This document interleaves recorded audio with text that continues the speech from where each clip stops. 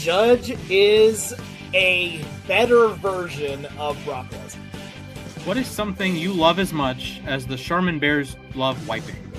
As an opposing fan, you'd probably see his face and want to sock him between the cracks.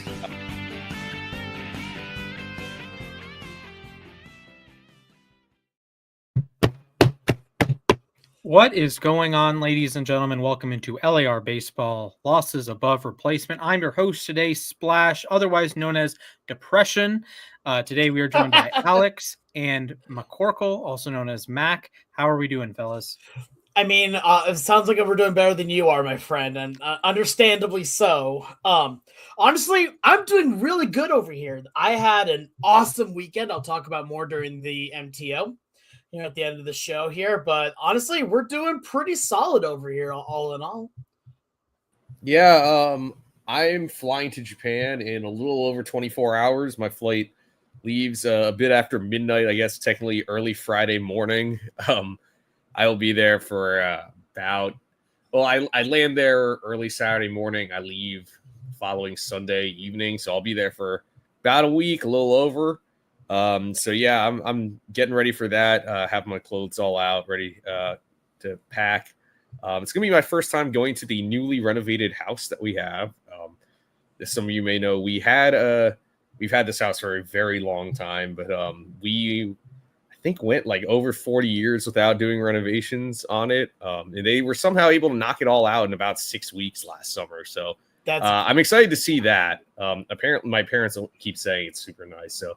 Yeah, and I mean, I don't get to go to Japan as often as I used to, but yeah, I'm looking forward to that. And then when I get back, I'll be home for about 3 days, and I'm going to Boston to race for a weekend. So yeah, a lot of things going on, but I'll get to watch plenty of baseball in Japan because the World Baseball Classic will be on my TV probably every morning and every evening.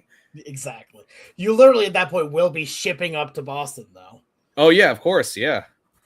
Whoa. Yeah, I think that's the best way to start your days and end your days is with the World Baseball Classic. Exactly. We shall be discussing the WBC later today, but of course, we got to start with the sad news, the sad splash news, aka the second year in a row that Jurickson Profar has been suspended. Oh yeah, clap it up, boys, clap it up. Has your favorite player been suspended twice for PEDs in the last 12 months? Mine hasn't. Profar is not my favorite. Harris is, but that's neither here nor there. So Jurickson Profar tested positive again. This time he will be suspended for the entire season and will forfeit his entire salary. So the Braves have $18 million to spend, but it's March 4th. So you're going to sign potatoes off the scrap heap. So, fellas. I like potatoes. I mean, it's... Okay, potatoes are quite nice. Potatoes are more versatile than most of the players on the Braves. Yeah, so I mean, there's a lot of versatility. It's true. Exactly. I will say Profar can play all over the diamond, so I don't know if he's the great example for that. Fellas, what was your reaction to seeing that Senor Profar got scratched from the WBC? I think we'll talk about that in a few minutes, but Profar's out for the year. It looks like. I mean, I'm just kind of dumbfounded here. I mean, I remember having the same reaction when Manny Ramirez failed his second drug test, and then the same reaction when Henry Mejia failed his second and third drug tests, and then the same thing happened to Marlon Byrd. He failed twice. Robinson Cano, he failed twice. I just don't understand. You get caught once. What makes you think you can get away doing it a second time? And now they're going to say there was a mix-up or something. They don't know how it got into your body. Well, it's like, all right, if you think there's something that could trigger a positive test, what are you doing consuming it? So yeah, I remember, I mean, I think back to when I was a more competitive athlete, in high school and college, and then we were told there are certain things that you should be avoiding because they could be containing banned substances. I know they specifically were referring to like those pre-workout supplements or protein powders. If they have like weird, big, bold labels, that chances are you should be avoiding it because they probably contain something you're not allowed to have in your body. I don't know how this happened, but to fail a drug test 2 years in a row also is just, it really amazes me, honestly. Like how can you let that happen? I mean, Jurickson Profar signed a 3-year contract. after a career year. I mean, 2024, it was a little suspicious that he just all of a sudden lived up to his potential and had a great year at the age of 31. But, he's now had 2 years where he's forfeited money because of a failed drug test. And next year, who knows if there's even going to be a season. So, I mean, you can't really blame the Braves here. You blame the player because there's no way you can predict that a guy will sign your contract and fail a drug test 2 consecutive seasons. So, yeah, I'm really at a loss for words here. And, I mean, he better not do it again because he's done for life after that. Here's my thing, right? And this is what always gets me. And maybe it's just because I didn't grow up with money, right? He's forfeiting $15 million. And he's saying that going for no, he's not saying, but the action of taking these banned substances is saying it's worth the risk of losing that $15 million. $15 million is a lot of money, right? Here's the thing. We talk about as baseball people, right? These huge contracts, you just throw them around to people, right? You can always throw, several million over to others. I don't think I've had $1 million collectively over my entire life here. And I've been on this earth for almost 32 years. I hate saying that, by the way, but at the same time, just thinking about that 15 million and all you have to do is follow some rules. That is fine. Look, it just angers me at this point because I don't know whether it is you're stupid, you feel privileged, you feel like you're above the law, anything like that. When there's that amount of money that is on the line here, why would you risk it here? And another thing though, and this kind of goes back to that 2024 season, does this almost indicate that maybe he was doing it during that time too? Here, and that's what maybe led into him being more heavily tested in 2025 and getting his suspension then, and now 2026 doing the exact same thing, thinking he got it away with it in 2024. This is all speculation, by the way, nothing proven, that he could get away with it in 2026 and is already found to be going down swinging. And now at this point here, I like how you brought up some of the other players that had, failed 2 drug tests here. And there's something that unites a lot of them, not all of them, a lot of them though. And that is that they came back horrible. They were not even remotely close to the same player. You take a look at Robinson Cano as one of them, right? Before, he was still mashing the ball pretty darn good. Here, he was still your all-star-ish level second baseman. Afterwards, he's getting passed around like a joint. It's not even funny at that point. Here. So again, when you get to that level of money, right? And I understand, he's if he felt like he needed to take a supplement or something to get to reach the potential that he was always told he was going to have, but you've got to find some way to just break through it here. And on top of it, even through all of that, you're still making more money per year than a lot of families do at this point here. And that was even under the small contracts, right? Even the, 1 million, 2 million a year type contracts, let alone a 15 million a year contract. I will say for the Braves though, this does give an interesting opportunity though, because you also need pitching.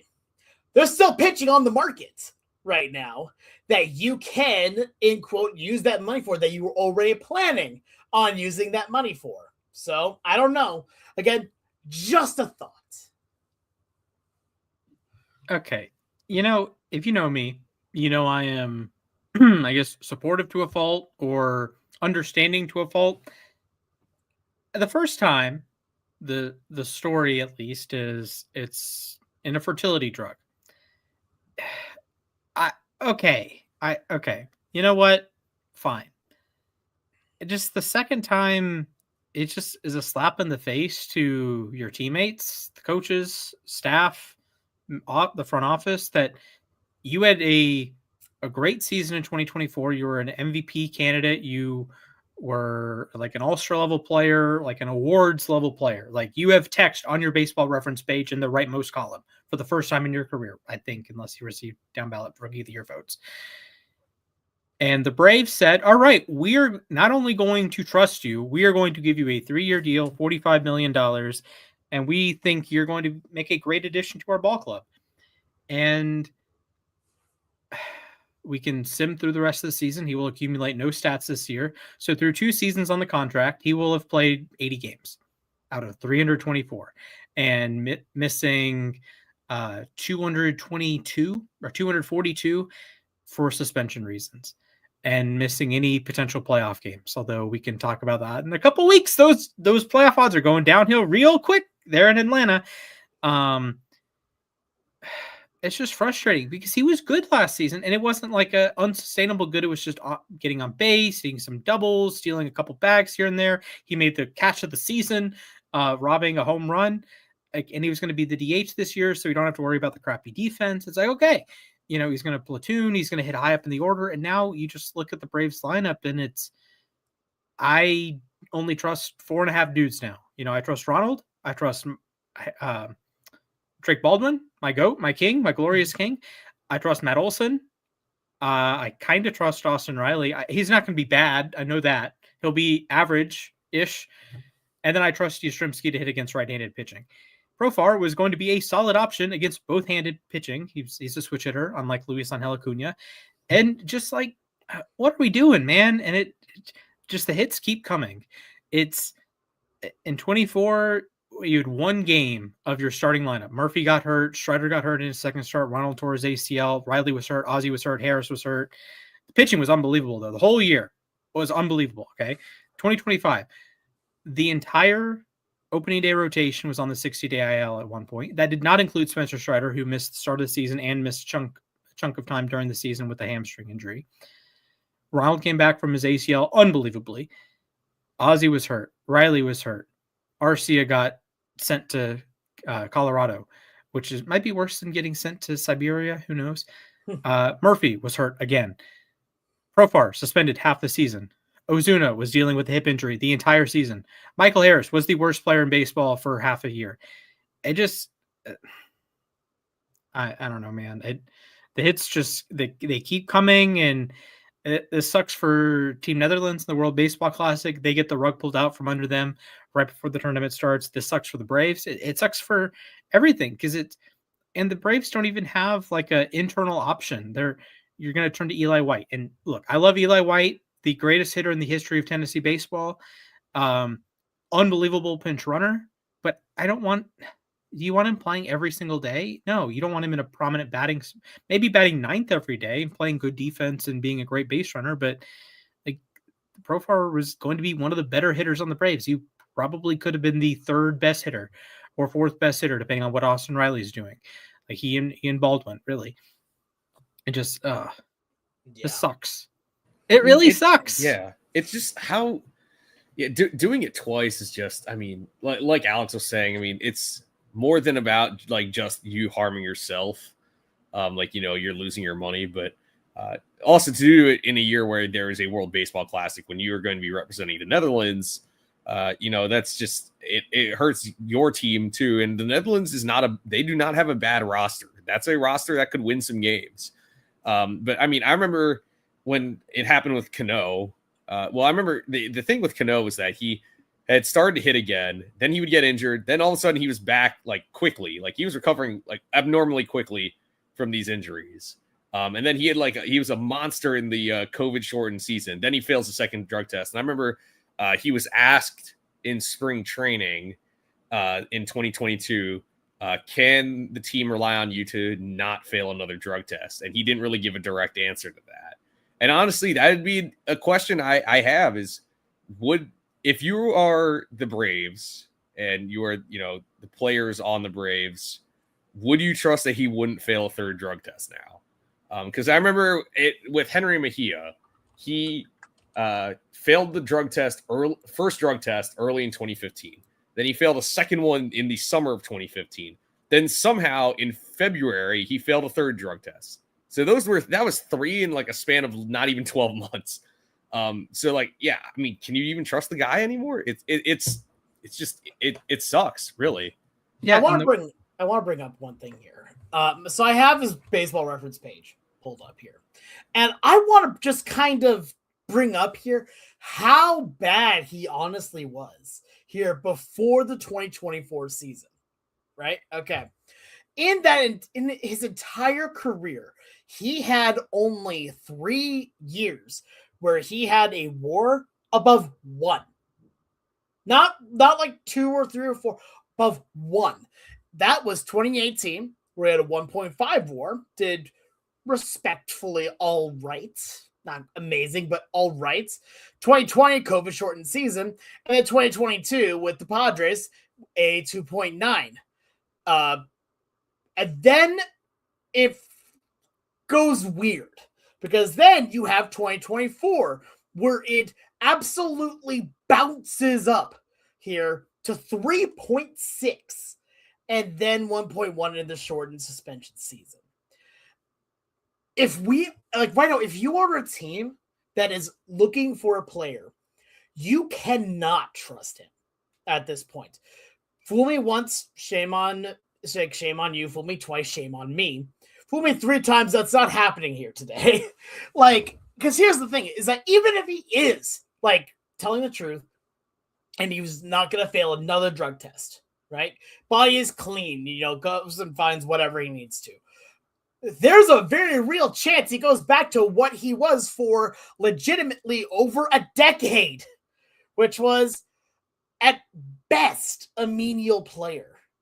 Like, that's what kind of sucks about all of this here. At his best during that time, he was an acceptable level utility guy.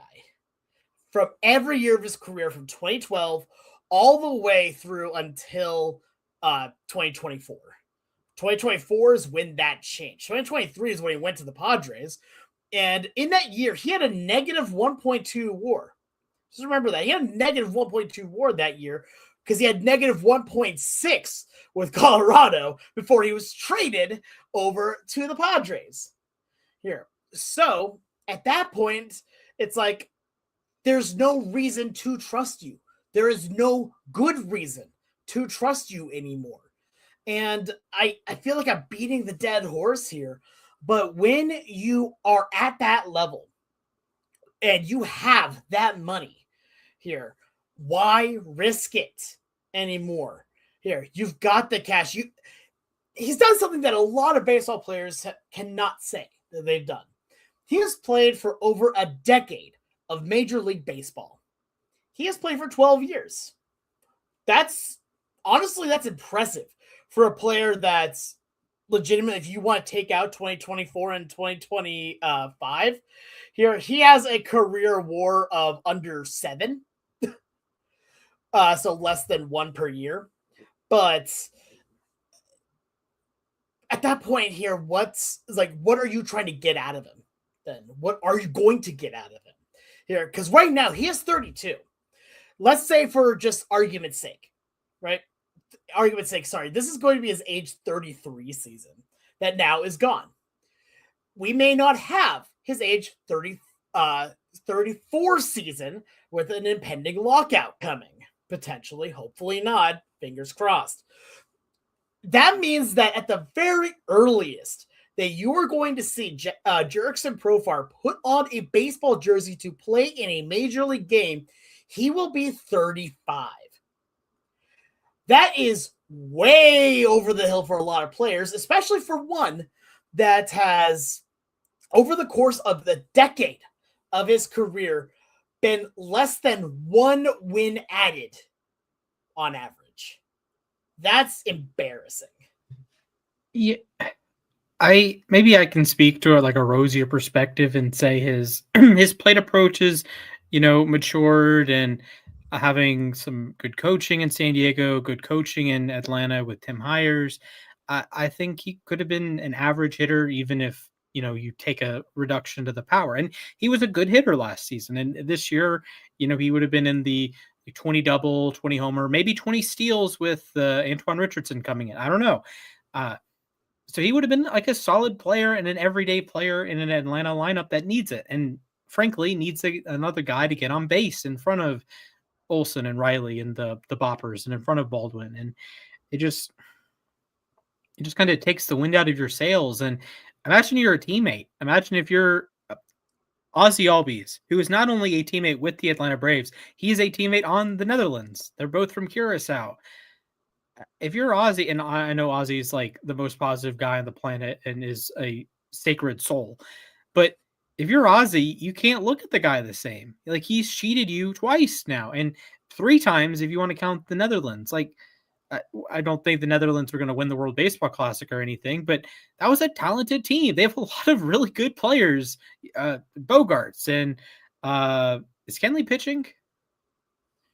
He's on the roster. Okay. Is he? That's Yeah. impressive. Yeah, you got Kenley, the GOAT, who was discovered largely in a World Baseball Classic. Yeah, as a catcher. Yeah, of course. Like Profar, Ozzy. Like, that's a fun team. That's like one of the like second or third tier contender teams. And if you're Ozzy, you're like, man, you ripped us last year in Atlanta. You're ripping us this year in Atlanta. You're ripping us like in this World Baseball Classic. That who knows? It's such a short, 2 weeks that they could make a run. Mexico beat the United States last WBC. Who knows?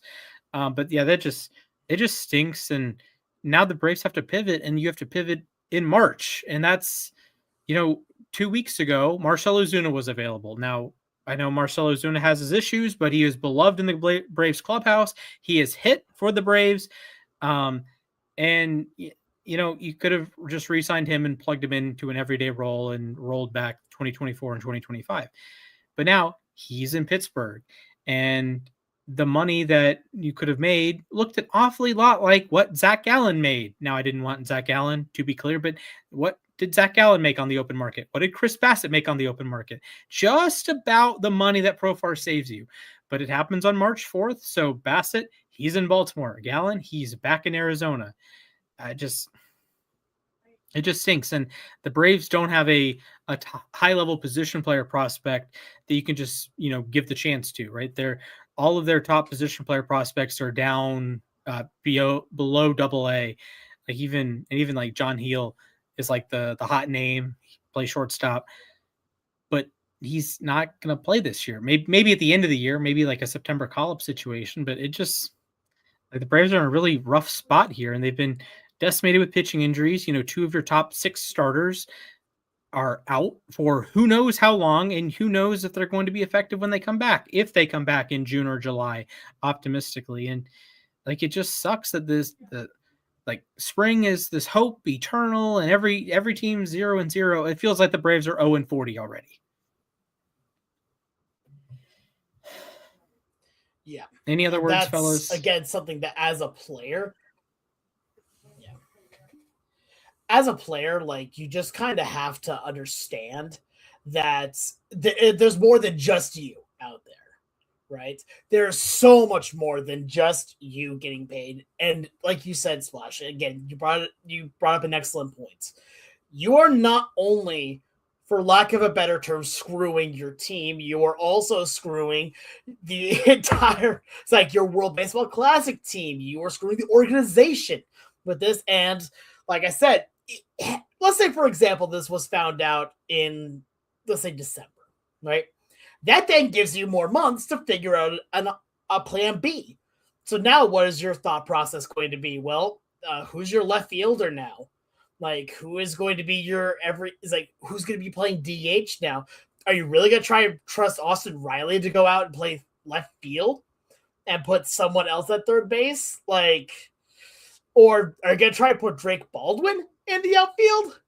Like, hey, they did it with William Contreras. I'm just saying.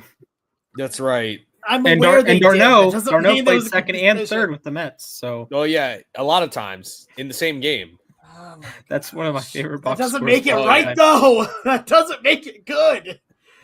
Doesn't make it a good decision. All right, Alex, I will raise you one. The Braves trade. Okay. I don't know what they're trading, but they trade for Isaac Paredes. He plays third. I guess Paredes could play in the outfield, maybe. And Riley plays left. Or better yet, trade with freaking Boston. They have Jaron Duran just sitting there. I guess I don't know what Jaron you're Duran's offering. doing he's.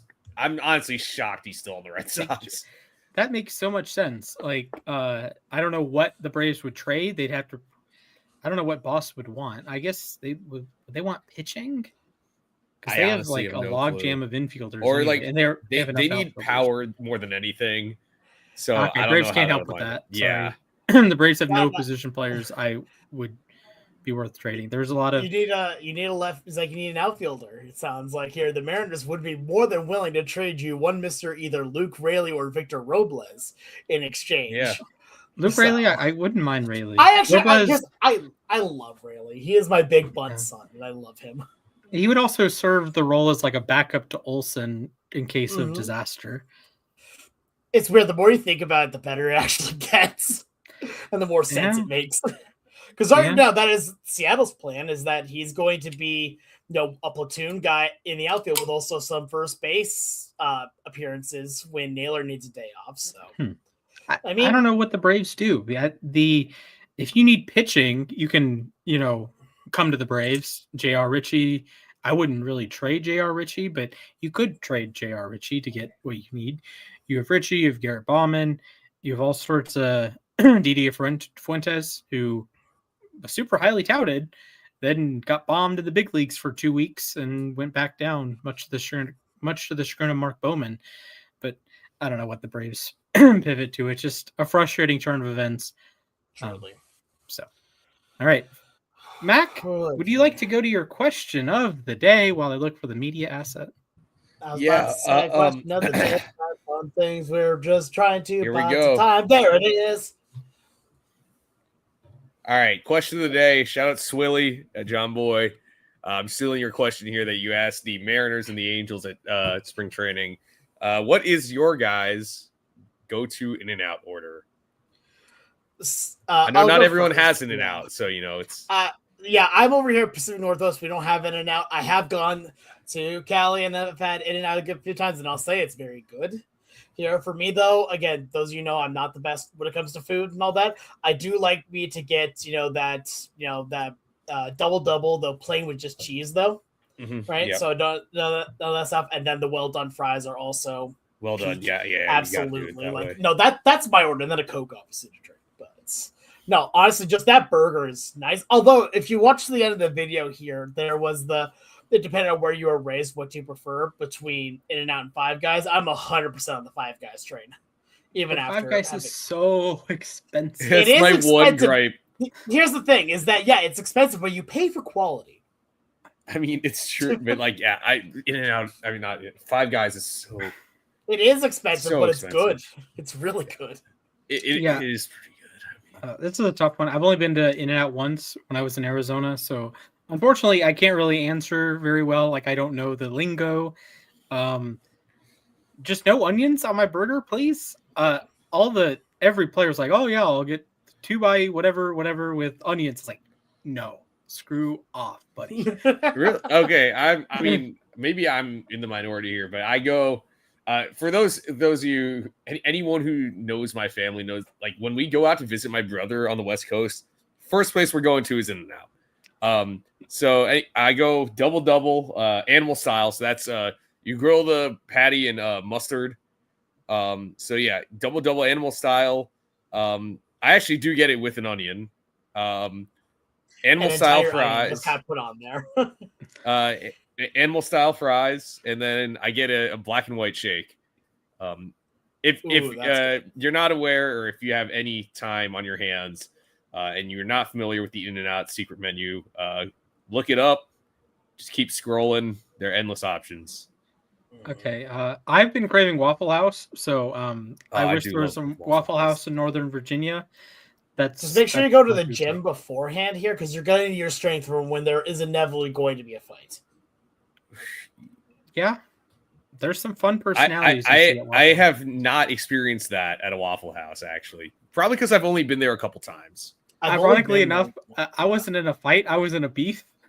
I will tell the story off podcast. But okay, fair enough. I was in a Waffle House beef I did not know I was in a Waffle House beef, but I was in a Waffle House beef. Speaking of we go beef, from talking about burgers here to Waffle House here, and Yes. we get back to beefing somehow. That's just how it beef. works. Yeah, I have beef with the injury gods. I do too. I think everyone does. He's getting imaging on his forearm. Maybe I'm just a Braves fan. Maybe I just like Hunter Green, but I'm assuming the worst here. This is devastating. He is one of the best pitchers in baseball. He is just on the short list of guys who would have been considered in our top 5, at least my top 5 pitchers next week. Genuinely, like, he could have been number 5. Like, he's just awesome. He's unbelievable run prevention at Great American Small Park. And it just sucks that, like, the Reds are like a fringe playoff team. Last year they made it in over the decrepit orange and blue brigade. Mac, tell us more. But it just, I hate it. I want to see a healthy team. Even the Mets and Phillies. I don't want to see injuries on the Mets and Phillies. I just want to beat them square up. I want to see Harper go over 100, not miss the whole season. Just injury gods.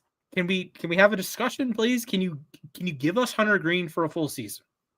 Yeah, like, seriously, I don't need my hurts. UCL. Why can't I? Well, I don't want to tear my UCL. Whoa. Okay, but why do all the pitchers have to get Tommy John surgery? Why can't it be someone that doesn't need their elbow for, like, greatness here? It hurts my soul seeing this dude get hurt again. Really, we saw how great he could be once he broke out in 2024. He was really good again in only 19 starts. He put up 4.4 Baseball Reference WAR in only 19 starts this past year. And I remember coming up when he was coming up, I was like, all right, can he throw strikes consistently at least? And this year he had a 5-to-1 strikeout to walk ratio. I think he just, if he could stay healthy, we have the same conversation about Byron Buxton on the position player side. Stay healthy, and you will get Cy Young consideration easily. You'll easily be an all-star. We saw this past year, Buxton finally played close to a full season. He had 35 homers and won a Silver Slugger.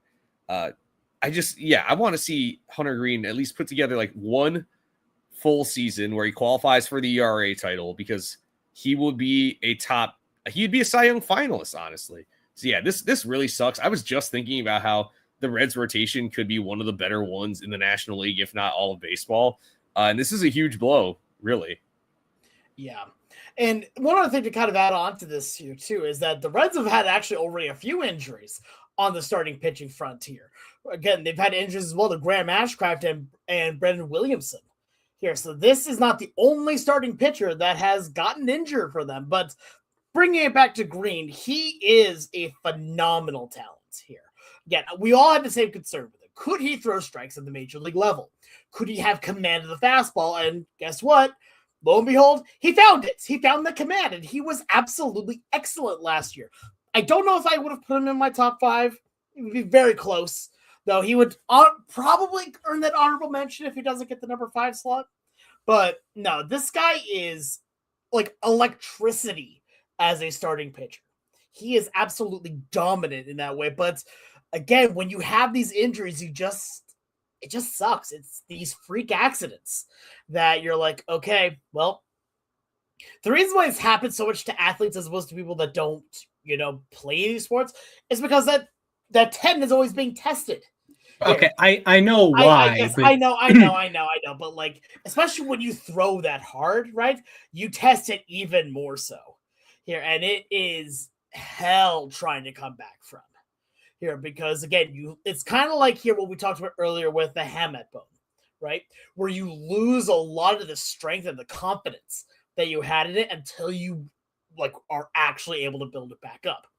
So when it comes to Green, we don't know the severity of it here. Like, some people are saying that, it's going to be out for the season. Some are saying he's just going to be on a quick IL stint. More than likely, what I think the guarantee is that he's not going to be ready for opening day. Like, no matter what, he's going to have to take about 15 days. They said that he's not even going to start picking up a baseball again until next week. Which that's being optimistic. That's also assuming that the MRIs have no real issues with them. If there are issues, then there's more problems, and you're looking at being lucky to have it by the All-Star break. So, again, all the hope goes to that they will stay. It's like that the MRIs are going to be clean, and that he will be ready to go, let's say, by May, right? Or maybe even it's like mid-April. But it's not looking likely. That'd be great news. Some stats for you. Over the last 2 seasons, minimum of 250 innings pitched. These are players sorted by ERA plus. Skeens, Skubal, Sale, Wheeler, Green. That's better than Yamamoto. That's better than Christopher Sanchez. That's better than Corbin Burns. That's better than Max Fried, Garrett Crochet, Ranger Suarez, Framber Valdez. Better than your favorite pitcher, unless they're one of the top 4. He is an unbelievably good pitcher, and he's doing it at a ballpark that has been impossible to pitch in for years and years and years. And he has tackled how to pitch at Great American Ballpark. And it just stinks. And it stinks for the Reds that they're a fringe playoff team, right? They're a team that'll probably be in the 80s wins wise, somewhere between with a healthy Green, somewhere between 83 and 88 wins, maybe, and right around a wild card spot. And, having Green, even if he misses optimistically, say he misses the first 2 starts of the season, he comes back on Jackie Robinson Day. Those 2 or 3 starts, that could be the difference in the Reds making or missing the playoffs. It would have been last year. And I know Green missed about half of the season last year, but they needed every one of his starts to make the playoffs. If he missed another start, the Mets are in the playoffs. And we all know, actually, they probably would have given the Dodgers a better series, but that's neither here nor there.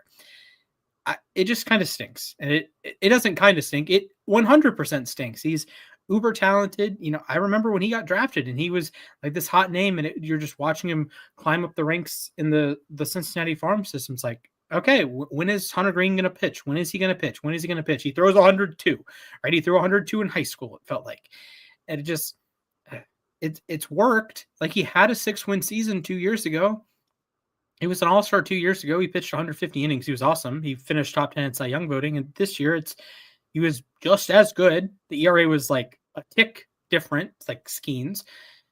It just great run suppression, great strikeouts, great stuff. Yeah, it hurts, right? That's the main thing here, is that it is, you never like to see a pitcher go down like this. And again, we're not saying that he's out for the season. We don't know how long he's going to be out for. That has yet to be determined here. Again, optimistically, hopefully he's here by mid-April.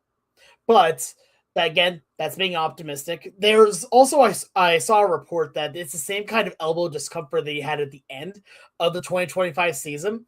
And he had gotten an injection in his elbow here during the offseason, and that helped him train.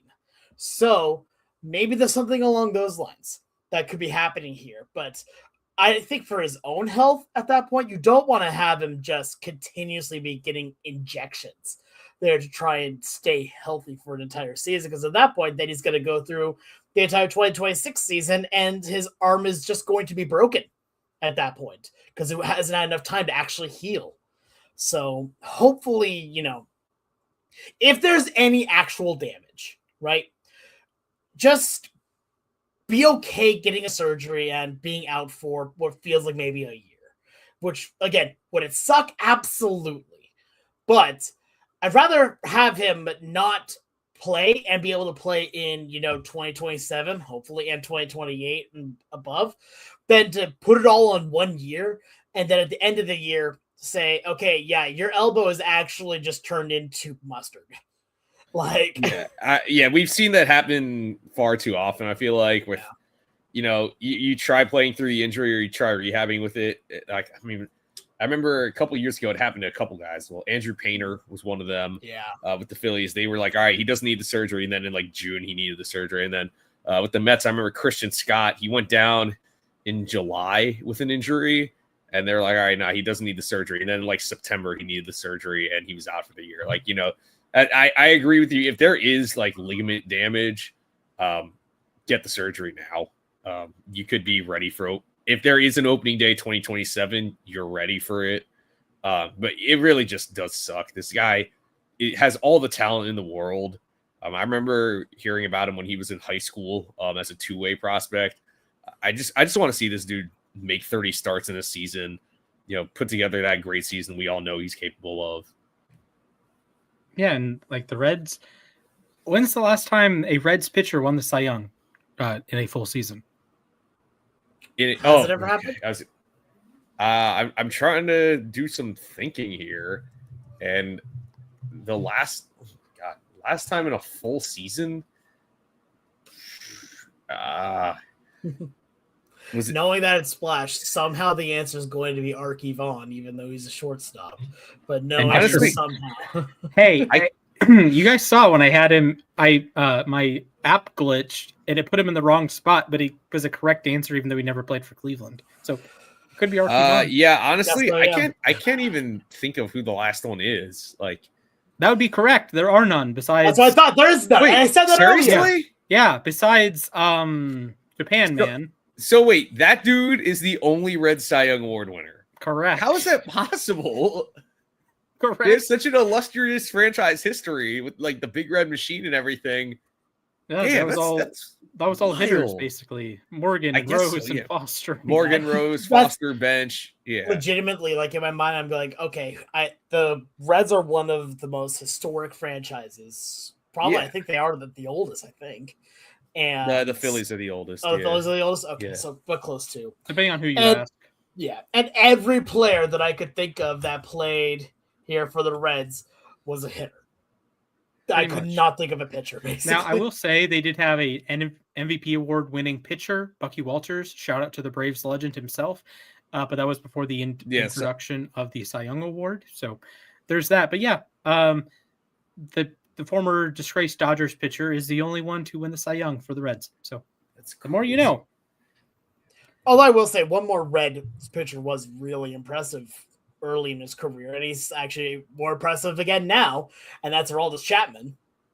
But that's not Cy Young. In 2 weeks. He will be featured. He will be featured. Yes. Also, shout out to Jose Rio. Unbelievable season in the 90s. Oh, yeah. World Series MVP. Maybe he could have won a Cy Young in an alternate timeline. Oh yeah, he was awesome. He had like a 10 WAR season one year. Yeah, yeah. Jose Rio was amazing. Shout out to him, fellas. Are we ready to rank? I think so. Yes, right. I am. We have our top 5 designated hitters today. It's a fun list. There is some not so much chaos at the top. Sometimes we have more discussion than others. We all have the same top 3 in some order, maybe. I don't know. Fellas, who would like to start? Let's see. You know what? I would like to start, actually, because I have a take. All right, let's hear it. I have a take. Giancarlo Stanton's going to be a Hall of Famer the second he gets to 500 home runs. I am begging the injury gods. Let Giancarlo Stanton hit 500 home runs. I am begging you, please. At one, it's going to be a fun, goofy Hall of Fame conversation because he's not going to have like 50 WAR. Or he could have 50 WAR. He's at 46.8. But that one's like a give or take. He will be around 50 WAR. But he's at 453 home runs. He's 47 away. He is under contract through the 2027 season with a 2028 team option. So there's a reasonable chance he gets to it in his Yankees tenure. And I think that makes him an automatic Hall of Famer. Call me old-fashioned. I don't really care. He peaked as an MVP 2017. He probably could have won the MVP. He was the best position player in the National League in 2014. So you could argue he could be a 2-time MVP winner. He's led the league in slugging 3 times, led the league in homers twice, RBIs once, Baseball Reference WAR once, OPS plus once, total bases once, a couple Silver Sluggers, a couple All-Star games. Historically great in the postseason. I'm talking a 926 OPS. Why is Stanton here? I get the injury concerns. He played 77 games last year, but he had 2 WAR as a DH in that span. He had a 158 OPS plus, OPS of 944, hit 24 home runs in 77 games. I swear to everything holy, Give me a healthy Stanton season. He has had 2 in New York. He's had 2 seasons that he's qualified for the batting title in New York. 2018, he had 705 plate appearances. Looks like a typo, frankly. And in 2021, he had 579. If he's healthy, he's going to hit 30 home runs or 40 home runs. But last year he had double tennis elbow. He's healthy now, which is important. I just hope and pray he's healthy. I want to see another season with 30 home runs and 100 RBI. I'd like in 2 years to be talking about him in the Mel Ott, Miguel Cabrera, Eddie Murray section of the 500 home run club. Get over 1,300, 1,400 RBI, maybe get to 350 doubles, get to closing in on 2,000 hits if he plays 4 seasons, 3-4 more seasons, maybe, if he's healthy. But he is like a great hitter, and he has been for basically his entire career besides 2023. And I hope he's healthy enough to make the Hall of Fame, because he was that level of player. He's been that level of player his entire career, even back to the Florida Marlins days. An exceptional player, and I think he deserves some more respect in the modern era. I get that, yeah. And here's the thing. I like Giancarlo Stanton. I honestly, I do. I love the fact that he had this incredible career over in Miami here, that during that time he was without peer in a way. He was the biggest bopper in the game here. I cannot think of anyone who hit the ball as hard and as well as Giancarlo Stanton did at that time. But now he's older. And the problem is the only thing he has right now is the long ball. He has no speed. He has no fielding ability. And again, we're talking about DH. So you can even nix the whole fielding thing here. I do want to bring up one thing that is like my main knock, I guess, that's not injury related here. And that's on base. His on base percentage projected for this year is less than 310. Which is rough here. And I understand, because like you don't want him on base. In no way, shape, or form do you want him running the bases. What you do want is him at the plate. You want him to at the plate and hit the ball 769 feet. That's what you want him to do, because that's something that he can do. But are you really going to take that risk with him? Or are there better options there? I don't have Stanton on my list, but honestly, he could very well deserve to be on there. Like, again, he is another player that's, if he does get to 500, I think he's a Hall of Famer. Easy. Like, again, especially if you want to go to the idea of, ranking players in their prime, prime Giancarlo Stanton is one of the best players, one of the best pure hitters to play the game. Legitimately, you watch the power that he had back then. It was nuts. It was incredible to watch. I do want to say he did have a 10% walk rate last year. So, and he had a 350 on base. So I think Fangraphs is selling him a little short, but do consider he has the clean home run record in the history of the National League. Yep. Fair enough. Fair enough on that. I am very worried, though, to see what his production will be in 2026, just because here's the other thing. Again, this is assuming that we will have a lockout here. I feel like at that point, 2026 would have to be his last season. Like, I know he has contract vested to potentially even play in 2028. I don't want to see Giancarlo Stanton try to play that long if this year he gets injured anymore. Like, because at that point, his body is just falling apart here. Like, I remember reading, like, when he was talking about the double tennis elbow here, that he couldn't even open a bag of chips if he wanted to. The brother couldn't, like, use the stairs very well walking-wise because his knees were so battered. Like, you're expecting him now to also be, one as, like, an everyday DH. And, again, that's not even disrespect at him. That is just me being worried that you're not going to see him play that amount of time here. If he stays healthy and never touches a glove in the entirety of 2026, then great. But history has said otherwise. All right, fellas, who wants to hop into their top 5? I'll go next. Yeah. Here and then Go ahead. here. And I want to give a couple honorable mentions first, actually, here. Some people that I really thought about putting on my list were guys like Stanton. I did actually have him on my honorable mentions. But guys like Christian Yelich did not make my list. Ivan Herrera was very close to making my list, but didn't. And Yandy Diaz. Like, those last two were really ones that, like, I was trying to figure out, can I squeeze them into the list here? And I just couldn't, because it hurts my soul, but number 5 is George Springer. Listen, I feel like legally I have to, based on what happened in ALCS Game 7. I'm a man that can appreciate when we are looking at one of the best postseason hitters of our generation here. Aside from that, he's also just a great hitter regardless. I don't like watching him hit against my team because he's good at that here. An on-base percentage expected at 342, right? Still batting 258 with plenty of pop and can play the outfield. He's expected to spend a good amount of time sharing actually right field with Addison Barger. But at the same time, like, I watch him play and you know he's dangerous with a bat in his hands. Here, go back to, again, I'm going to bring it up again and it hurts my soul. I want to rip my heart out every single time. But Game 7 of the ALCS, who's the guy that you want hitting in that moment, even if he's injured? It was George Springer. And he hit the ball about as hard as you could. And it still hurts me to my absolute core. But I feel like I have to put him there out of respect.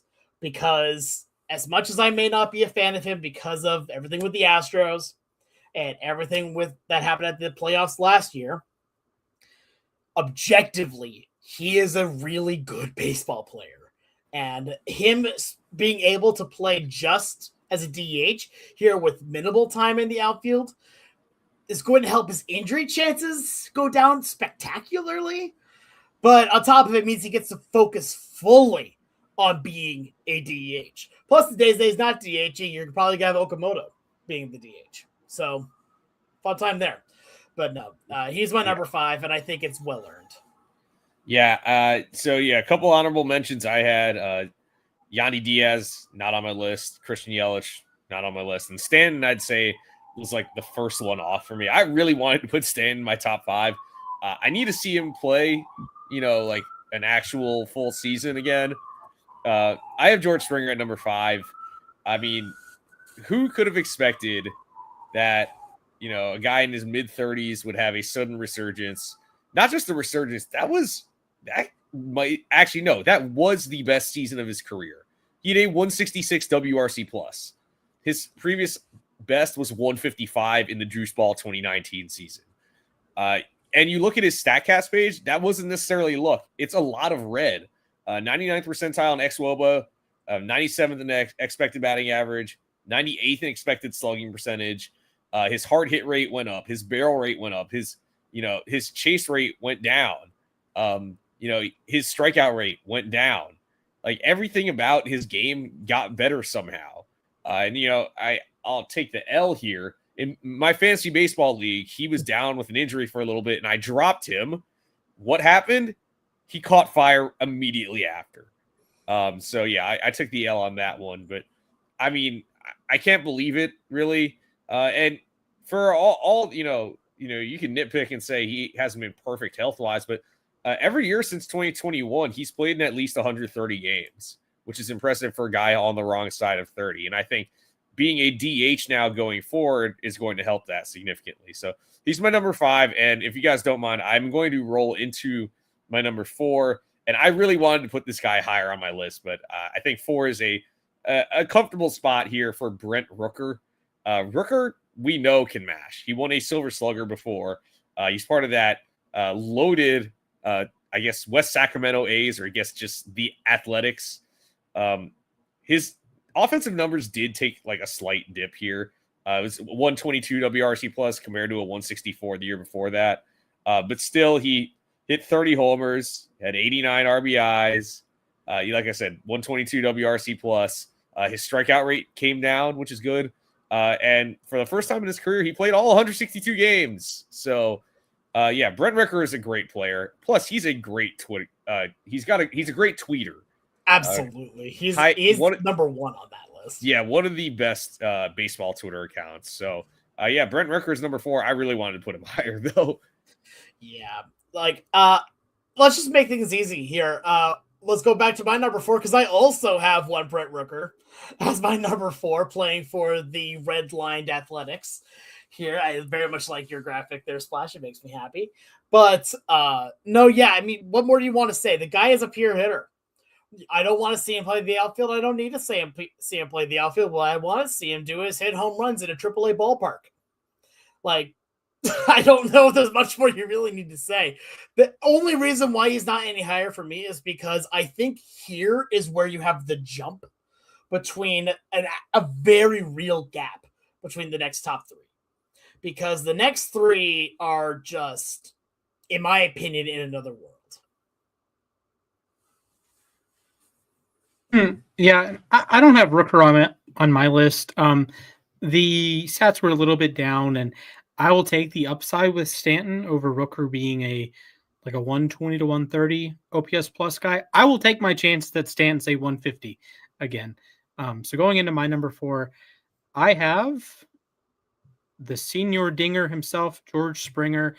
Just a huge season last year. And, he's going to have an interesting Hall of Fame case. I would lean no. Maybe if the Blue Jays won the World Series, maybe that's a little bit different. But yeah, he's over 40 WAR now. He's going to be approaching 300 home runs, 300 doubles. So great career. And I hope he continues to be excellent. He has, like Max said, has played in 130 games each of the last 4 seasons. He's had over 580 plate appearances each of the last 4 seasons. Now, this was the first season he's hit like that since 2022. He was an all-star. But he was, I don't know, the 3rd best hitter in the American League. Even on a rate basis, he was right there with Cal. Well, Kurtz Kurtz throws a wrench into it. But you could tell yourself he was the 2nd best hitter in the American League. You could also tell yourself he was the 4th best hitter behind Kurtz, who had a smaller sample size, but did more mashing, and Cal, who had more sample size, but did less rate-based mashing. But Springer had an excellent season. I hope to see him again in the playoffs because he's one of the best playoff performers of this era, and he should be right at the top of the Blue Jays lineup for the next couple of years. So it's been a great ride, and we're riding to number 3, a former teammate of George Springer's, Yordan Alvarez. Let me be very clear. Yordan Alvarez is a better hitter than Kyle Schwarber. He is a better player than Kyle Schwarber. The difference is Kyle Schwarber posts. Kyle Schwarber comes to the ballpark every single day, no questions asked. Yes, I know the defense is so bad that Bryce Harper had to move positions to accommodate it. I get it. Well, in Kyle Schwarber's career as a Philadelphia Philly, he has missed a grand total of 21 games. He has played 627 games. He has played 150 or more in each of the last 4 seasons. Yordan Alvarez has never played in 150 games. He missed 114 last season. So yeah, I get it. He had a 170 OPS plus in both 23 and 24. He had a 188 OPS plus and finished 3rd in MVP voting in 2022. I get that. All of those seasons would be the best season in the history of Kyle Schwarber's career. His best season is a 150 OPS plus. He did last season. Yordan Alvarez hits for higher average. He walks a crazy amount. Schwarber does too, but with the batting average that Yordan carries, Yordan is a 390 career OPS or career on base guy. Schwarber's at 346. Even in his great years with Philly, it's a 349 for his career. And Yordan is 400, 400, 392, and even last year was a 367. In a down season, he was a 367. But why do I put Alvarez at 3? You got to play, man. At a certain point, the production's great. You're not Byron Buxton. You have qualified for the batting title in 21, 22, 23, and 24. You're playing full seasons. You're getting top 10 MVP consideration twice. You're winning a Silver Slugger. You're a 3-time All-Star. But I can't have a 48 game on my ledger and have you in my top 2. There's a reason Stanton is barely my number 5. as talented as he is, you got to play the games. And even Stanton was better than Jordan last year. You got to play the games. Otherwise, you might be number one. Like, we are in a world that I think Jordan could out-hit Ohtani, and that would not shock me in the slightest. Jordan could be the best hitter, not named Aaron Judge, on the planet. Like, if Jordan turned in a 2005 Albert Pujols season, sure, I would absolutely believe it. If he turned in a 2007 A-Rod season, yep. If peak David Ortiz, yep. There is nothing that Jordan can't do on a baseball field. He could have a Barry Bonds-like season. I'm not ruling it out. Yeah, you got to stay healthy, man. Yeah. I'll say right here though, I have Kyle Schwarber at number 3. So, and honestly, if you don't, maybe should we just do like 3 and 2 together here, just like because honestly, I feel like we have the same players. Okay, so I have Kyle Schwarber at number 3. Look, Schwarber is awesome. Even as a division rival, I'll just say it. 56 homers this past year. He still walks at like a 15% rate. He's basically the new Adam Dunn, I feel like. He's literally a 3 true outcomes player. He's the poster boy for that. He has, for his career, walked at a 14% clip. He struck out a 28% clip, and he's hit 340 home runs. He just re-signed a 5-year contract, and assuming we have a season, even if we don't have a season in 2027, by the end of this contract with the Phillies, I'm expecting Schwarber to have 500 home runs.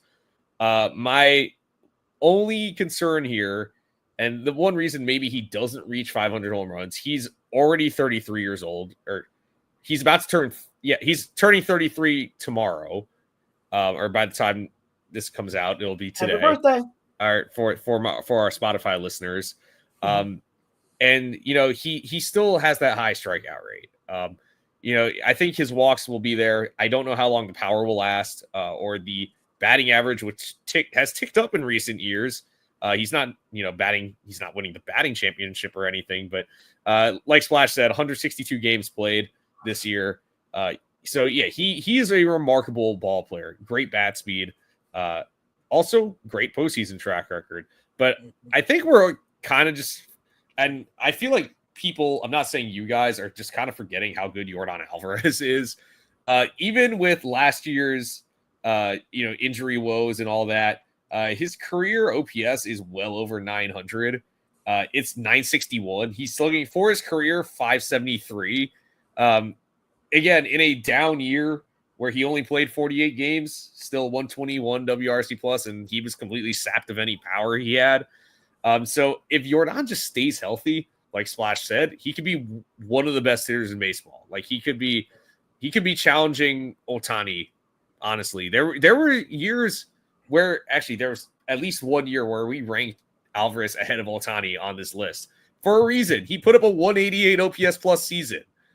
So he hits the tar out of the ball. If he stays healthy, I'm expecting him to be an MVP candidate, being completely honest. So I still have Yordan. For his ceiling, I have him higher than Schwarber. Yeah, I'll go into mine here then, and having Yordan at 3 has nothing to do with my bias on things. It's the exact same thing that Splash is saying. You gotta be on the field. You gotta show. It's like you gotta be able to step up to the plate, and that's the difference between Schwarber and Alvarez. Like, excuse me. Sorry, I got something stuck in my throat there. But for Yordan, I honestly think that when he is fully healthy, he's not just challenging Ohtani as the best DH. He's challenging Judge as well for best hitter in baseball. Alvarez is a demon with the bat in his hands. The problem is not the bat, it's his knees. When his knees give out, it is a problem. And the problem is, and I know this from my own personal experience here, when you have knee injuries, they tend to come back a lot more frequently than a lot of other body part injuries. I would know double-digit injuries on both knees. But here's the thing, right? Yordan, when he plays, is absolutely a monster. And that's why even with the health issues, I have him above Rooker, Springer, Stanton, Herrera, all that stuff. Because when he does play, even in that short sample size, to say he does get injured and comes back, he is still a better player in that time than usually Brett Rooker is or George Springer is. Because when he's healthy, he is nuts. And I don't think we give him enough praise for also being a good hitter for contact as well. The guy puts up a batting average here nearly 300 on usual times. That is on top of also hitting 1 billion bombs. That's how good he is. Here, you can take him and put him anywhere in the lineup if you really want to, but you're usually going to put him at number 3 because that's where you put your dangerous hitter at. And that's why the Astros have been doing it for checks notes a good few years now. When he plays, Jordan is arguably the best hitter in this game. When he plays, and he plays to where we have seen him play, you can't even lefty-lefty match up with him because he's one of the best lefties at hitting other lefties. Robbie Ray says, hi, everybody. It's honestly annoying to me how good he is. Again, I know he's on a division rival. That's why it's annoying for me. But I can't help but be impressed every time I watch him play. There are so few players where I feel genuine fear when they come out to the bat. Honestly, all 3 of the top DHs on this list, I feel that fear. And that's what goes into Schwarber, because Schwarber, yes, is not as good of a hitter as Yordan Alvarez is, but he's going to put up more numbers because he actually plays. He's been very good about taking care of his body and not getting injured here. And even when he does get injured, he rehabs it correctly and comes back stronger than ever. Here, the guy has made now a new career later in his life here as a pure hitter that does one thing and one thing incredibly well.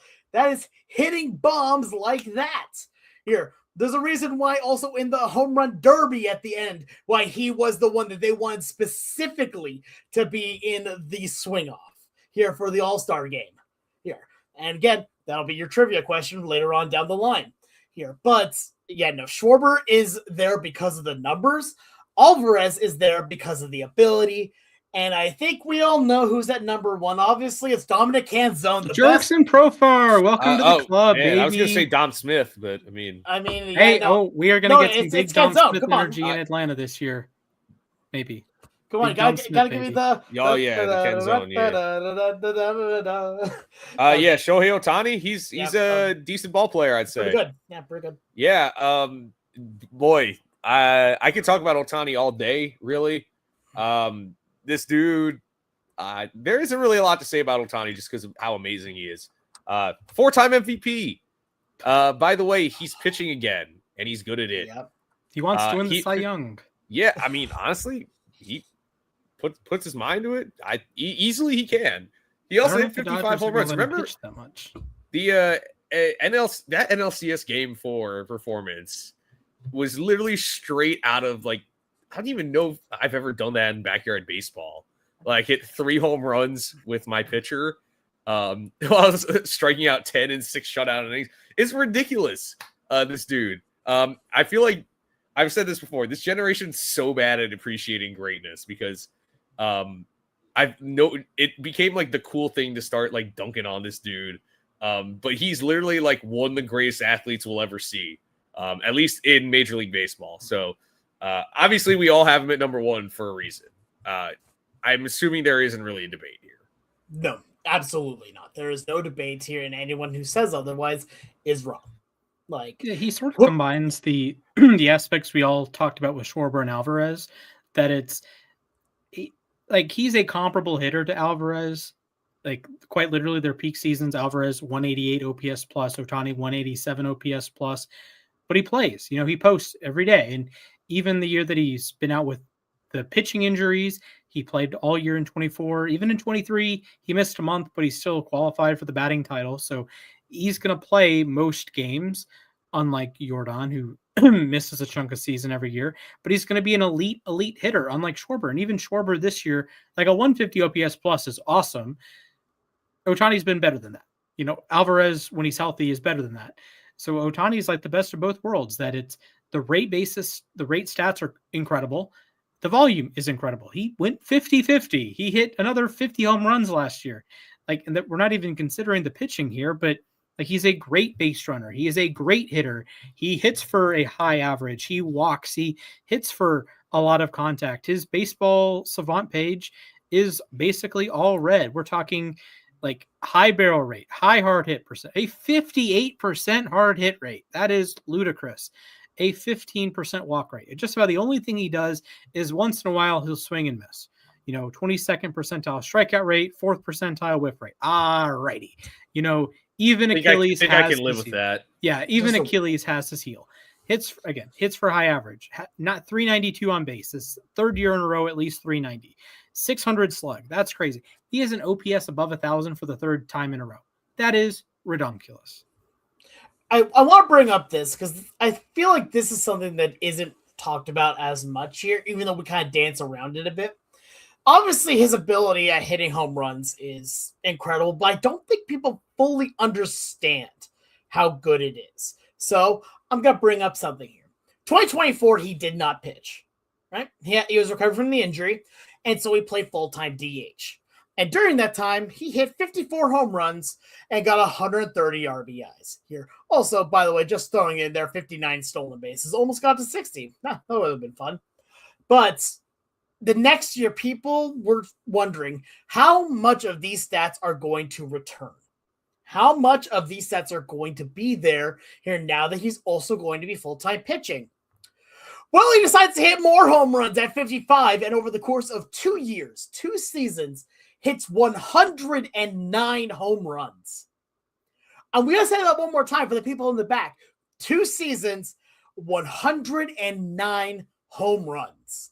That is nuts. You want to add even more to it? Bad. Those same 2 seasons, 232 RBIs here. Like, when you look at this guy, there's not a flaw. Legitimately, there is. The only flaw you can put on him is he doesn't play defense. Oh, wait a minute. He still pitches, which is the ultimate defense. He is the star of the defense in that way, in that regard.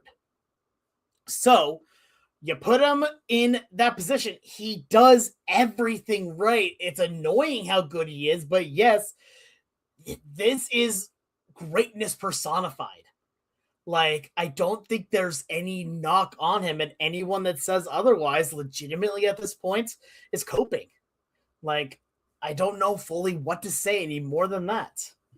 I have a list for you guys. This is history of Major League Baseball.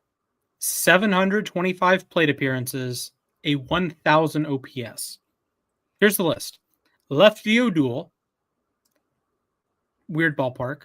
Lou freaking Gehrig, Ted freaking Williams, Mo Vaughn, who isn't a freaking leader or whatever the line was from the article, Jeff Bagwell, Luis Gonzalez, Alex Rodriguez, Charlie Blackmon at Coors, Ronald Acuna, my GOAT always appears, Shohei Ohtani. In the history of baseball, there has been 2 players ever to have a 1,000 OPS plus in as much volume. We are talking historic levels. In 2 seasons, he has 1,458 plate appearances. He has an OPS above 1,000. That is just simply ridiculous. And even A-Rod, his came in the steroid era. You could argue he's playing shortstop, so maybe that's a little bit better. But like, Ohtani's era-adjusted numbers are significantly better. A-Rod wasn't the best hitter in the American League those seasons. A 160 OPS plus is great. A 158 OPS plus is great. And he's playing shortstop. He didn't even win the MVP those seasons because he wasn't the best hitter. Ohtani's the best hitter. He's putting up similar stats, and he's putting it at unprecedented volume. It's crazy. Yeah. This dude is built differently. And if I mean, I don't keep up with the runs scored stat all that much, but I mean, over 140 runs scored this year. That's all right. I mean, he's I believe hang on, let me pull up the league leaders. He was at 146.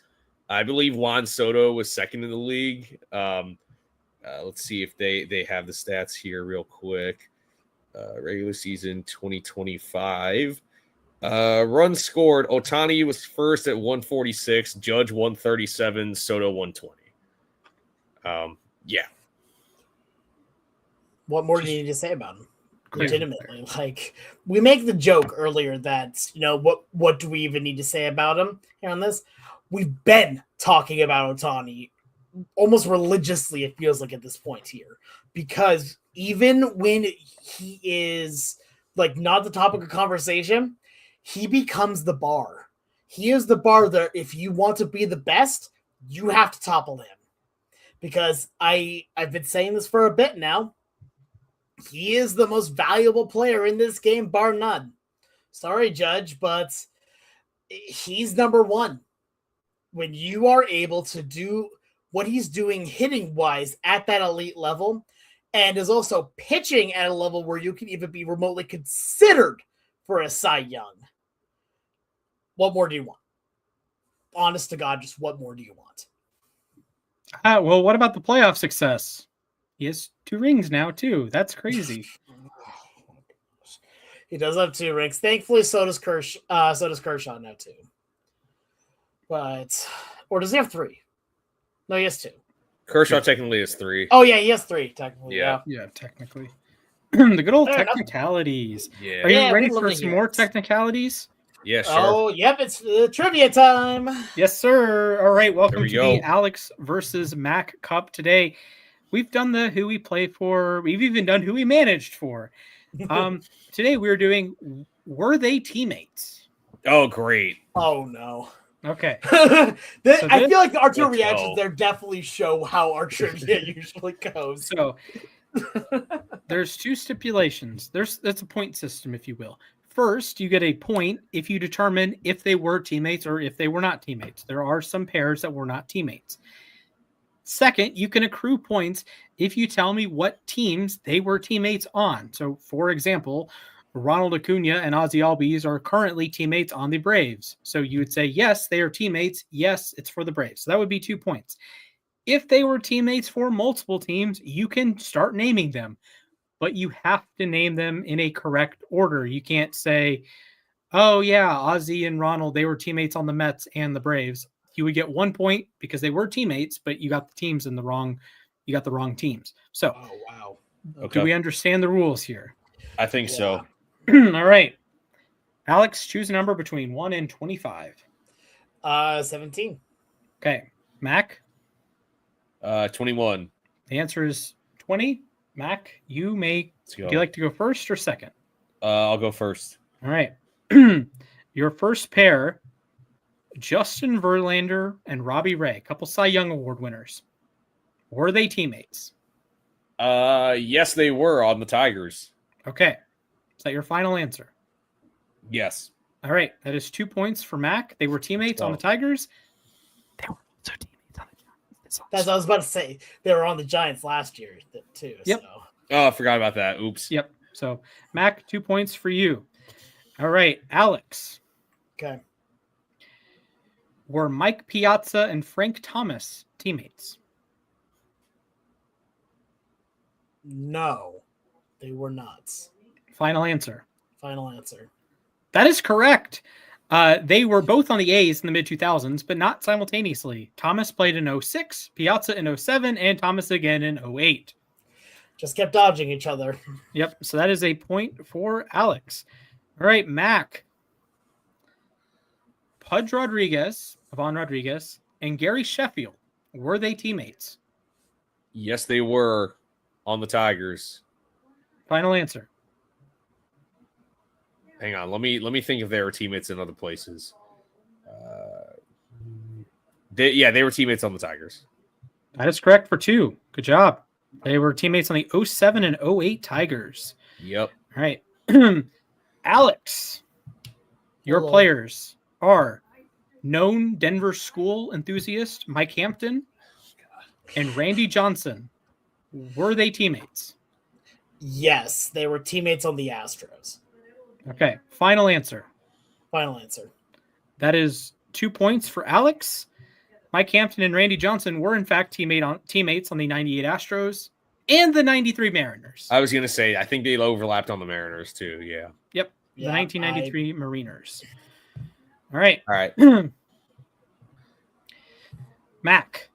Uh-huh. Ricky Henderson and Ichiro Suzuki. Were they teammates? Oh, I got to do some thinking here. I'm trying to remember if Ricky played more than one season on the Mariners, because I know he was on the Mariners after the Mets cut him. That's a good one. I'm going to say no. Final answer. Correct. All right. That is correct. Ricky was on the Okay, team in thank 2000. Yeah. Ichiro joined in 2001. Oh, one. So, Yeah. so Mac, you get They the were point. so close. So close. So close to greatness. He did get to play with Griffey, though, briefly.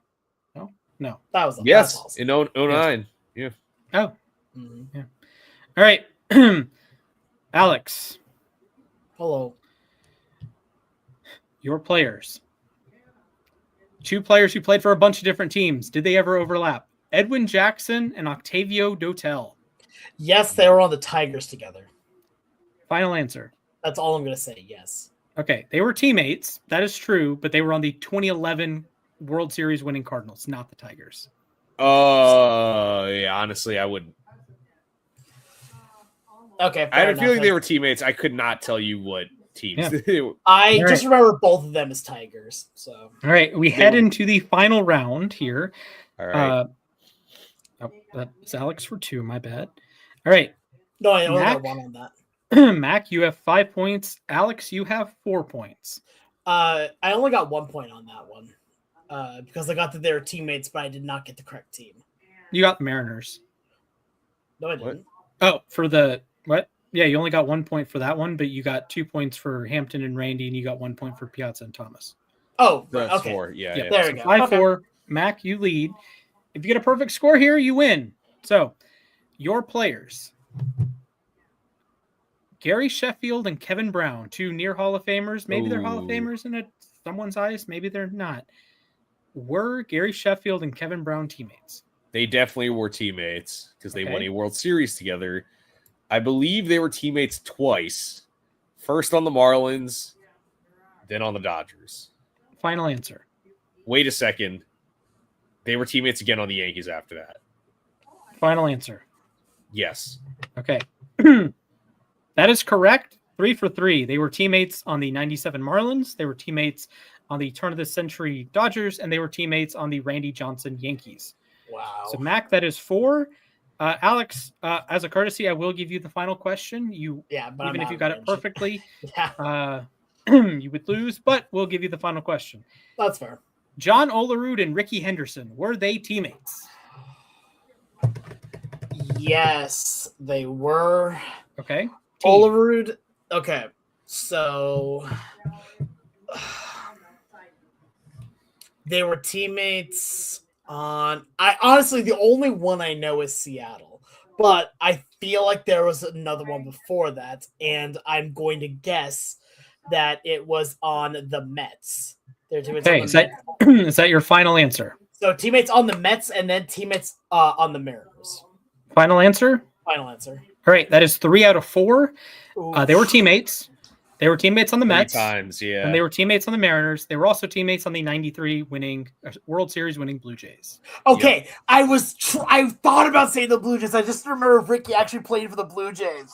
Yes, he won a World Series with them. Yeah, he Yeah. won a World Series with them. Oh my gosh, if I legitimately was thinking about it, I'm just like, I could not remember if he was there. All right, great trivia segment. that's Mac, good. you get That's the fun. dub 9-7. Congratulations. Any words? Yeah, that was dope. Let's do it That was again fun. at some point. Maybe Absolutely. after I get back. Absolutely. So you'll be off next week? Correct. I will be in Japan. Be probably unavailable. All right. Before we get to moment to ourselves, who wins the World Baseball Classic? Ooh. Hey, Ooh. Lindsay Ball, good to see you. I'll give you an answer that it's going to be a rematch, USA Japan, but this time USA wins it. Ooh. Yeah, I'm gonna say. Oh, this one's actually tough. I'm You know what? I'm gonna be a contrarian here. I'm gonna say that it's going to be USA and Dominican Republic here, That's another good one. Yeah. and I think USA wins it with a Cal home run because I want Okay. because I want to manifest it into the universe. Okay. I'm gonna be. I'm gonna say the U.S. does not win. I'll take the Dominican Republic. I'll take them. Okay, Austin Wells walk-off home run to win everything. known Dominican Austin Wells. Shout out to XYZ Ballin in the chat. Moment to ourselves. Who would like to proceed? I could go first this Alex, time. 3, All right. 2, 1. Over this last weekend, I got to do an event that I was a little bit skeptical of, but I'm so glad I did. I went to a Pokemon regional tournament. Here, they held one in Seattle for the first time in a few years. And I was like, you know what? Let's go have fun. I can't compete legally, but I can still go and play all the side events and have a good time. And I just need to say, if you have ever even considered liking Pokemon, if you have ever even remotely thought, you know what, maybe I'd like to try playing some of these games here, go to a regional if it's in your hometown. That was one of the most fun weekends I have ever had in my life. Getting to play games the entire weekend through, winning tickets to win prizes, and meeting new friends. I now have an entirely new friend group because I just found people that would just start talking because we all had this common bond over Pokemon. And it was one of the most fun weekends I have ever had in my life. Here, I did spend a good amount of money, not gonna lie here, but that's also on me buying merch and all that kind of stuff. But it was so much fun playing the different formats. You didn't even need to have your own deck for a lot of the things out of all the TCG. You didn't even need to have even the game. Any of the games, you could go and play the ones that were brought out for you. I played in a Pokemon, what was it? A Pokemon Stadium mini games tournament and won that here, and then also played in a mystery game tournament where I got to the finals of that as well. Like, it's just fun. Every part of what I got to do was fun, and I remember, like, just as I was, like, coming home each night, like, I cannot wait for the next day now. On my first day going, I was nervous because I was going by myself. I heard it's better to go with friends. I immediately met up with some amazing people, and they adopted me into this little group, and the group just kind of kept growing until it's about 6 of us by the end of it, and we just had an amazing time. Which, by the way, to the classy group, hi there, good to see you. Stay classy, Seattle. But, man, if you ever even get the opportunity and you see that there's a regional tournament in your hometown, just go to it. You will have fun. You will have a good time. You do not need to have anything of your own. But I can guarantee you will leave with an entirely new appreciation for everything that goes on. There is stuff for people that have never done anything, and there is stuff for people that have been playing their entire lives. Go ahead and give it an effort. Yeah. I mean, that just sounds like so much fun. I mean, it's probably like when me and my friends go, like we go race or we go to baseball games, like, and like obviously like I love Pokemon too. Like I've grown up with Pokemon. I still play Pokemon. I've never participated in like the card game part of it, but it sounds like it's a lot of fun. Like I see people get really into it. So I'll bring up just a couple of events that were like really good that you did not need a deck even for. One of them is called Ditto Pack Battles. Paid $10 to get into the event. A lot of side events cost money. Be honest with that. But you get one pack, make a 20-card deck out of it, and you just play. Then you get another pack, and you add that into your deck, and you just play. You don't even need to have the right evolutions or anything like that. You just play. But if you look at it just from a cost-benefit analysis here, getting the 2 packs already pays for the $10 you pay getting into it. Plus, then you get prize tickets, which help you get even more fun things. Over the course of the weekend, I think I opened nearly 2 booster boxes worth of packs here. And a lot of them, oh yeah, by the way, I didn't spend $1 on actually trying to buy a pack from someone. I bought to get into the event, and I then paid with the prize tickets for the other booster box. The other event I want to bring up here, the raid events are so much fun. You team up with 3 others to take on a raid boss, and you are all working together instead of working against each other to try and overcome this one obstacle against a professor that is actually a nice person, but will play the bad guy because he has a deck full of crap that is going to hurt you. But it is so much fun. I had a friend of mine who is like, they were hesitant about whether or not they even wanted to do any of this here. They played one raid battle and were like, I am hooked. I am complete, to where they would not stop talking about it, and it made me so happy. How many bakers do you play, Alex? Oh, baker after baker after baker after baker after baker. Dude, I had so many coffers by the end of the event, man. I gotta tell you. Love to hear it. All right. May I proceed? Yeah, go ahead. Absolutely. Right. I'll count you down. 3, 2, 1, begin. So I'm going to do some quick math. If you watch about a quarter of your team's baseball games, call 120 out of 162, and you watch for about 2 hours, maybe you fall asleep or you only catch a couple innings, whatever. Consider that is 240 hours of your year. That is 10 full days of your year. At least for me, the only people I see more than that is my grandmother, my roommate, and the people I work with. Which, even then, because even 240 hours is, 30 working days? So, yeah, over the course of a full year. So, when baseball fans say they are committed to the bit, they are committed to the bit. Even NFL fans, I'm a Ravens fan, of course. Even if I watched every single second of every single Ravens game, all 3 hours and change, call it 4 hours. Say I watch the pregame show and I watch highlights after. That's 68 hours if Tyler Loop misses the field goal and they don't make the playoffs. If they make the playoffs and they advance to the World Series, the Super Bowl, that'd be 84 hours maximum of the entire year.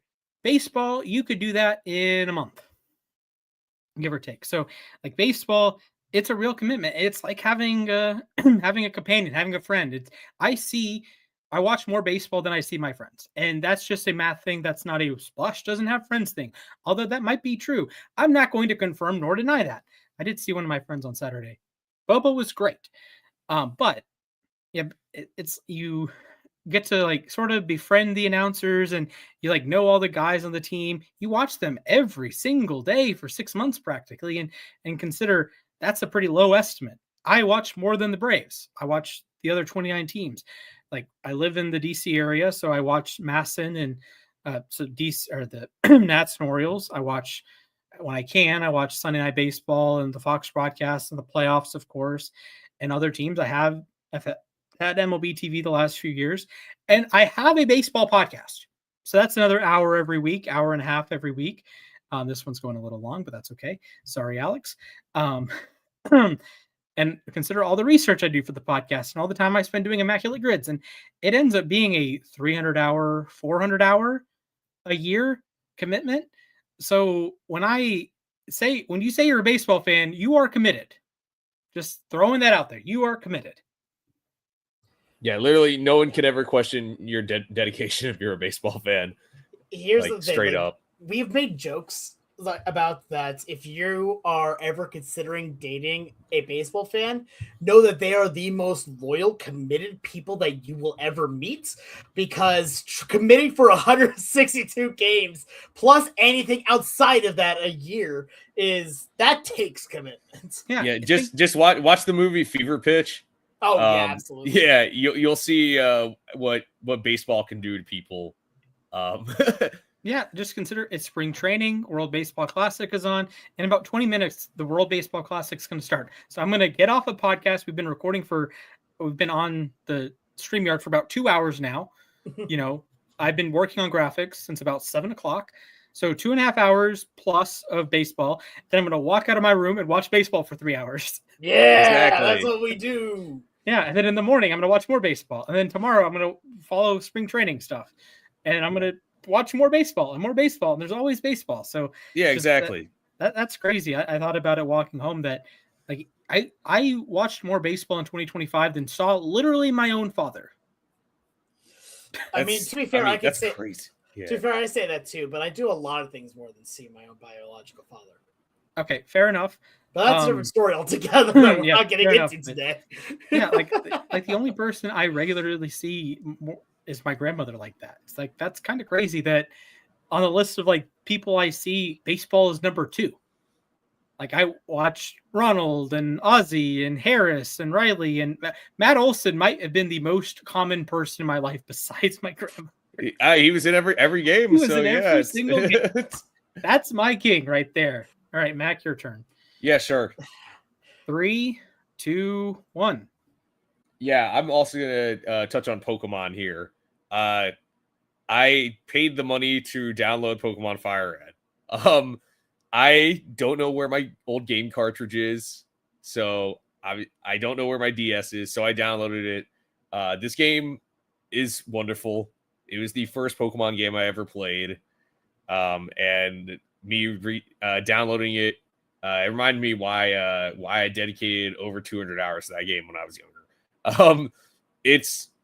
It can be, I'm not gonna lie, like training your Pokemon without the straight up EXP share can be frustrating.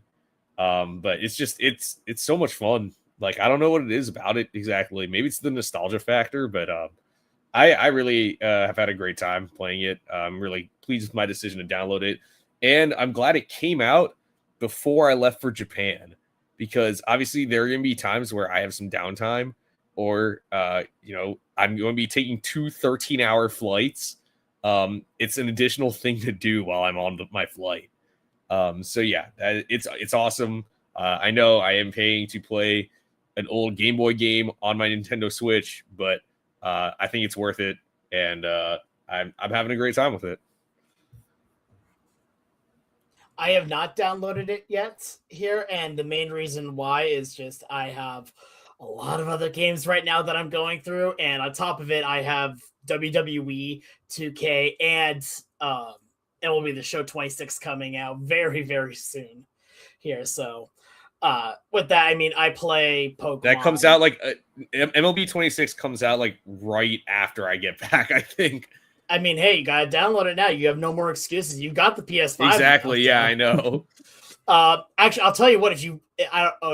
Never mind. I was gonna say, if you weren't going to Japan, one of the things that you can do is the Now and Later program. There, where it's just 10 moments, and you get like 12 packs. It's like 12 Now and Later packs, which turn into 12 packs for 26. Because I know I have a bunch of Now and Later packs that I have racked up. I also haven't played MLB in like probably since before I left for Florida. So yeah. I opened it up today during my lunch break because I'm like, let me see if there's any more Now and Later packs. Oh, there's an entire program I missed. Fantastic. There's 12 more packs, I guess. So I wish I enjoyed playing MLB The Show. I get it, though. Yeah. But I understand your reasoning for not as well. My glorious king, MLB Power Pros 2008, still clears. Did you hear that eBaseball like Spirits or whatever it's called is coming to Steam? No. Yeah, I'm very excited about that because that means it's a very easy way that in America we could get the game now. Progress. MLB Power Pros 2028, please. Please, and please. Please? I do not care. I don't care how much money I need to put down for it. I will. Like, I will be the pre-order deluxe super mega game of the year edition. $199.99. Charge my card now. Exactly. I will be there. I will be ready. I will be first in line for the midnight release because I will be getting the digital copy and a physical copy. Yes. Oh, okay. Please, talking to Konami, talking to anyone that was a part of it. We have one of the greatest players, one of the greatest athletes in the history of all sports. He is quite literally Japanese. Your brand is Japanese. Figure it out. And on top of it, right, here's the other thing with it. Ohtani already loves the Power Pros franchise. He's part of it already.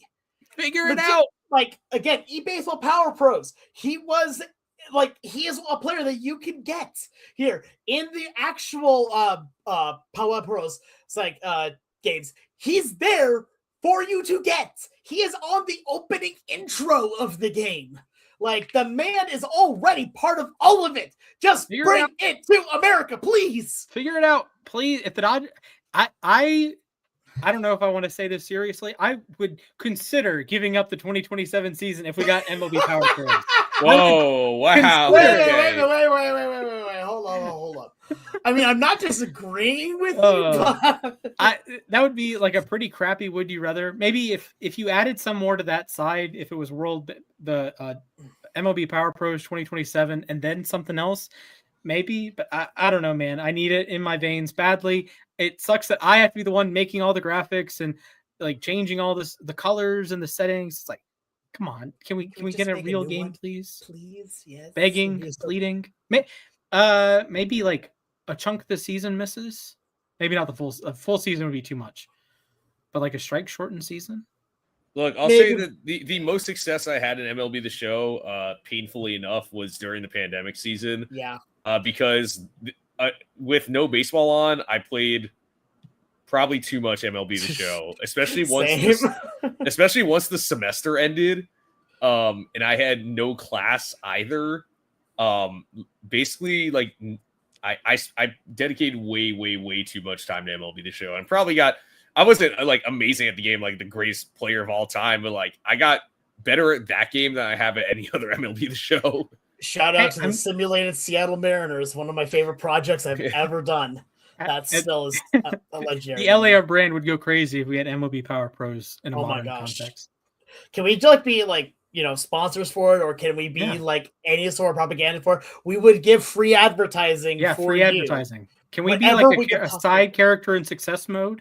Yeah, can we just be like one of Marvin's friends or something? Like anything, I would like even our MLB Life and put it on multiple platforms, please. Because actually, I do not know where. I don't even know where my Nintendo Wii is. I know that eBaseball Power Pros you can get on PlayStation as well. Oh, PlayStation, because I know I have no longer download it after the end of January this year. Oh, because I have the I have the 30th anniversary Power Pros from 2024 that I have on my Switch. So yep, I have that too. Actually, I'm gonna bring it out here to show. I have there it is. There you go. All right, we have gone on for far too long. We have. Wow. Much like our desire for the MLB Power Pros to return. Thank you for watching. We are Mac, Splash, and Alex. Congratulations. I hope you realized that. Let me find the graphic. There we are. Mm-hmm. You can follow us collectively at LAR_baseball on Twitter, Instagram, YouTube. Check us out. If you're an audio listener, check us out on YouTube. You could be our 1,000th subscriber. If you watch us on YouTube, XYZ Ball, and subscribe to the podcast. You can follow us individually. Alex is at the Sports Guy 242. Mac is at Matthias_A_K. I'm at Mr. Splashman 19. Thank you all for watching. And remember, say no to drugs, kids. Go crazy, folks! Go crazy! It's a home run! Did he get it? Did he get it?